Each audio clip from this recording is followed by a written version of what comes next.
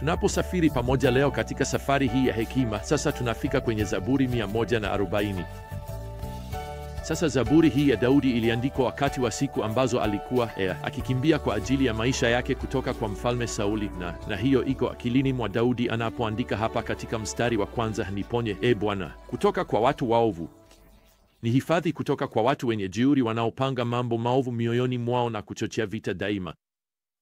Hiyo ndiyo yote wanayoonekana kutaka kufanya: kuchochea vita, kuchochea matatizo kwa Daudi na kuanzisha ugomvi mwingine. Sasa mstari wa 3 unaelezea vizuri wanachofanya. Wanaufanya ulimi wao kuwa mkali kama wa nyoka, na chini ya midomo yao kuna sumu ya nyoka. Kwa maneno mengine, wananoa maneno yao ili yawe na sumu na hatari, kisha wanayarusha na wanamfyatulia risasi Daudi. Daudi anaandika hapa katika mstari wa 4 kwamba wanataka kumkwaza miguu yake, yaani wanataka kumtega. Wanataka kumwangamiza. Unaweza kuhisi leo kama Daudi alivyohisi wakati huo. Vizuri, huenda usiwe unakimbia kuokoa maisha yako, lakini unaweza kuwa shabaha ya maneno au vitendo kutoka kwa wengine ambavyo unajua vina sumu yenye maumivu. Unaweza kuwa na mtu ambaye anayekufuatilia, anataka kukukwaza, anataka kukushusha, labda kuharibu sifa yako, labda kuondoa ushawishi wako. Vizuri, Daudi atatuonyesha jinsi ya kupitia nyakati kama hizi. Huu hapa ni moyo wa Daudi kwako na kwangu leo. Unaweza kuita hii kauli ya imani ya Daudi hapa katika mstari wa 12, najua kwamba Bwana atadumisha sababu ya walioonewa. Sasa neno la Kiebrania analotumia hapa kwa kudumisha linamaanisha kimsingi kutengeneza au kuunda. Kwa hivyo hii ni kauli ya imani ya Daudi, na hii inaweza kuwa kauli yako ya imani pia. Unaweza kuwa na uhakika huu kwamba Bwana pia anaunda. Yeye tayari ameunda matokeo ya mwisho ya hali zako na yatatangaza utukufu wake, na njiani yatakuza imani yako. Unajua, inanigusa kwamba Daudi hapa anasikika sana kama Mtume Paulo ambaye aliweka hivi katika Warumi saa 8 na madakika 28 kwamba mambo yote hufanya kazi pamoja kwa wema kwa wale walioitwa kulingana na kusudi lake. Sasa Paulo hakusema mambo yote ni mazuri kwa sababu mambo yote si mazuri. Hapana, anasema hapa kwamba Mungu atafanya mambo yote yafanye kazi pamoja kwa wema kulingana na kusudi lake kuu. Sasa unaweza kuwa unapata ladha kidogo ya hilo sasa. Mungu anaweza kuondoa huyo adui. Anaweza kurejesha sifa yako, anaweza kukutetea. Lakini tunajua kwa hakika kile Daudi anaandika hapa katika mstari 13, anasema hivi: hakika wenye haki watakushukuru kwa jina lako, wanyofu watakaa mbele zako.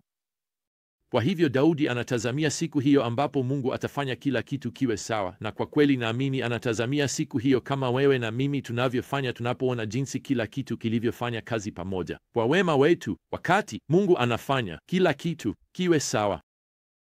Sasa hapa katika Zaburi 141 tunamkuta Daudi akienda kwa Bwana, na tena ni kwa sababu ya matatizo. Lakini wakati huu matatizo hayaji tu kwake. Matatizo yanatoka ndani yake. Wasomi wengi wa Biblia, na nadhani kwa usahihi, wanahusisha Zaburi hii na kukimbia kwa Daudi kutoka mji wa Yerusalemu wakati mwanawe Absalomu anapokuwa anaingia kuchukua kiti cha enzi, na bila shaka akikusudia kumuua baba yake Daudi. Na hii ilikuwa hali ya machafuko. Hii ilikuwa tukio la kutisha. Iliandikwa kwetu nyuma katika kitabu cha Samueli wa pili sura ya 15 na 16. Lakini kumbuka kwamba machafuko haya yote yalihusishwa na dhambi ya Daudi na Bathsheba. Hii ilihusishwa na kushindwa kwa Daudi kama baba wa Absalomu. Kwa hivyo, tunaweza kujifunza nini kutoka kwa majibu ya Daudi kwa machafuko ambayo kwa njia halisi yanatokana na matokeo ya dhambi yake mwenyewe? Kweli, kwanza kabisa Daudi anajinyenyekeza mbele za Bwana.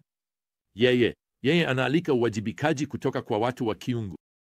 Anaandika hapa katika mstari wa 5, mtu mwenye haki anipige, ni wema anikemee, ni mafuta kwa kichwa changu, na kichwa changu kisikatae. Kwa maneno mengine, Daudi anataka kurekebishwa. Anataka mwongozo kutoka kwa Bwana kupitia ushauri wa busara, kupitia uwajibikaji wa kiroho. Yeye anasema, leta hilo kwa umakini wangu, kwa sababu Daudi anataka kurekebishwa. Sasa hapa katika Zaburi 142 tunapewa zaburi nyingine ya Daudi, na hii tena ni zaburi ambapo Daudi anapitia shida. Maelezo ya juu au kichwa yanasema maskili ya Daudi. Maskili inahusu kutufundisha, kumfanya msomaji awe na hekima. Sasa pia tunaambiwa hapa katika kichwa kwamba Daudi aliandika wimbo huu wakati alikuwa akijificha kwenye pango. Daudi amezungukwa anapoandika zaburi hii. Yeye kwa kweli hana chaguo jingine. Kwa kweli mwandishi mmoja aliita zaburi hii zaburi ya nafsi inayofuatwa. Hapa katika mstari wa kwanza, Daudi anaandika, kwa sauti yangu namlilia Bwana, kwa sauti yangu namwomba rehema Bwana, na mimina malalamiko yangu mbele yake, namweleza shida zangu mbele yake. Unajua, hii lazima inamaanisha kwamba ni sawa na hakuna tatizo lolote kuleta malalamiko yako kwa Bwana. Hakuna haja ya kuficha jinsi unavyohisi. Kama Daudi anaweza kumlalamikia Mungu akiwa katika pango hilo lenye unyevunyevu na giza, basi unaweza pia unapozungukwa na matatizo. Lakini angalia hapa kwamba Daudi hasemi shida zake kwa yeyote tu atakayesikiliza. Kwa kweli anasema hapa katika mstari wa pili, namweleza shida zangu mbele yake, yaani Bwana. Kuna hisia hapa kwamba anafanya hivyo kwa sababu hakuna mtu mwingine wa kuzungumza naye. Anasema hapa katika mstari wa 4, hakuna anayejali nafsi yangu.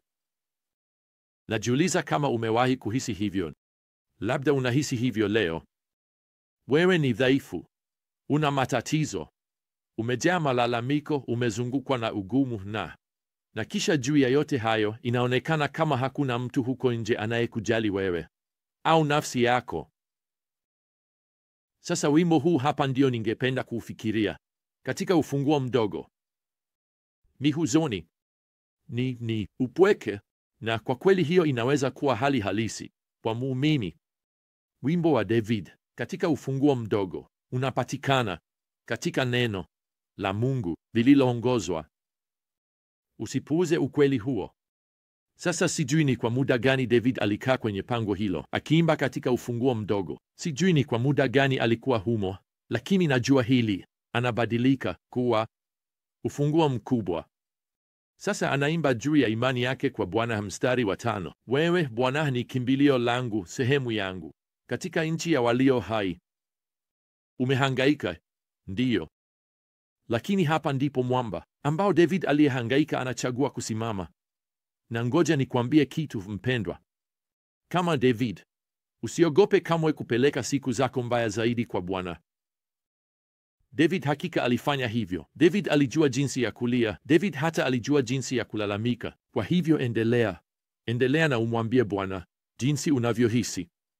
Hakikisha tu unamwiga David hapa na kuweka imani yako kwa jinsi Mungu alivyo. Yeye ni kimbilio lako katika nchi ya walio hai. Kisha hautakuwa ukiishi kupitia siku zako mbaya zaidi au miezi au miaka bila uwepo wa Bwana na imani kwamba ameahidi kufanya yote yafanye kazi pamoja kwa faida yako na kwa utukufu wake siku moja. Sasa kwa hayo tunafika kwenye zaburi nyingine ya David, Zaburi 143. Na kama zaburi 3 zilizopita, hii inaanza kwa sauti ya huzuni. Kuna shida tena. Lakini wakati huu adui wa David si mfalme Sauli au mwanawe Absalomu, ni adui asiyejulikana. Hatuambiwi ni nani.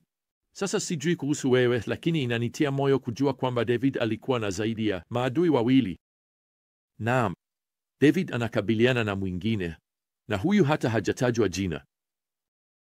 Naam, hii inaeleweka huwa kwenye moyo wa David kwa sababu anashughulika na huyu adui asiyejulikana. Anaandika hapa katika mstari wa 3, kwa maana adui amefuatilia nafsi yangu. Kwa hiyo roho yangu inazimia ndani yangu, moyo wangu ndani yangu umeshtuka. Sasa kinachotia moyo hapa ni jinsi David anavyoshughulikia hisia zake za kukata tamaa. Anasonga kutoka kujuta hali zake hadi kuandika hapa katika mstari wa 10, nifundishe kufanya mapenzi yako, kwa maana wewe ndiwe Mungu wangu.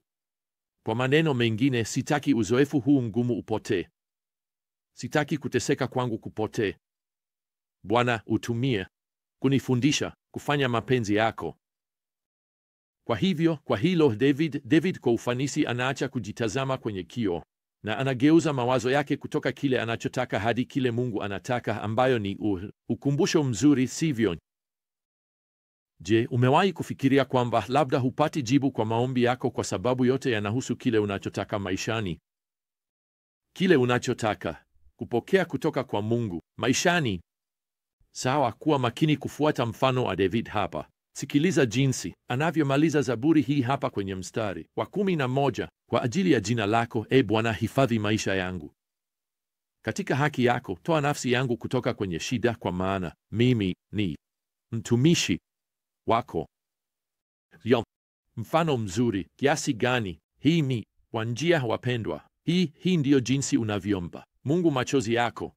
Hivi ndivyo unavyomimina malalamiko yako kwa Mungu, na hivi ndivyo unavyohuisha imani yako labda kwako sasa hivi. Hivi ndivyo unavyohuisha imani yako kwa Mungu, ambaye anafanya kila kitu kwa pamoja ili kuleta utukufu kwake na kuleta mema hatimaye katika maisha yako. Basi hadi wakati mwingine, wapendwa, neema ya Bwana Yesu Kristo na upendo wa Mungu na ushirika wa Roho Mtakatifu uwe nanyi nyote. Amina.